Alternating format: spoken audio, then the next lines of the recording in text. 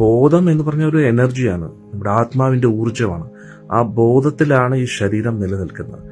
ഏത് കുറിച്ചാണോ നമ്മൾ കൂടുതൽ ഗഹനമായിട്ട് ചിന്തിക്കുന്നത്, നമ്മുടെ ബോധം ആ ഒരു വിഷയത്തിലേക്ക് ഇങ്ങനെ ഫ്ലോ ആയിക്കൊണ്ടിരിക്കും. അപ്പൊ എന്തു പറ്റും, നമ്മൾ ആ വിഷയത്തെക്കുറിച്ച് ബോധവാനായിട്ടിരിക്കും. ഭക്തിക്ക് വിരുദ്ധമായിട്ടുള്ള ഒരു കാര്യം ചെയ്യാൻ ഉള്ള രീതിയിൽ പ്രവണത പുലർത്തുമ്പോൾ എന്തു പറ്റും, നമ്മുടെ ബോധം ആ ഒരു വിഷയമായിട്ട്, അന്നേരം അത് ഭൗതിക ബോധമായിട്ട് മാറും.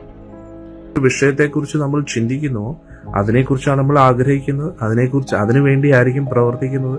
ഇപ്പൊ തുടർച്ചയായിട്ട് നമ്മളൊരു വിഷയത്തെക്കുറിച്ച് ഇങ്ങനെ ചിന്തിക്കുകയാണെങ്കിൽ തീർച്ചയായിട്ടും അതിനു വേണ്ടി ഒരു ഉദ്യമനം നമ്മുടെ ഭാഗത്തു നിന്നുണ്ടാവും. അതുകൊണ്ടാണ് ഭഗവാൻ ഭഗവത്ഗീതയിൽ പറയുന്നത് മനസ്സ് എന്നെക്കുറിച്ച് എപ്പോഴും ചിന്തിക്കുമെന്ന് ഭഗവാൻ പറയുന്നത് അതാണ്. അന്നേരം നമ്മൾ ബോധത്തെ മാറ്റാൻ ആഗ്രഹിക്കുന്നുണ്ടെങ്കിൽ മനസ്സിന്റെ ചിന്തകളെ നിയന്ത്രിക്കാൻ പഠിക്കണം.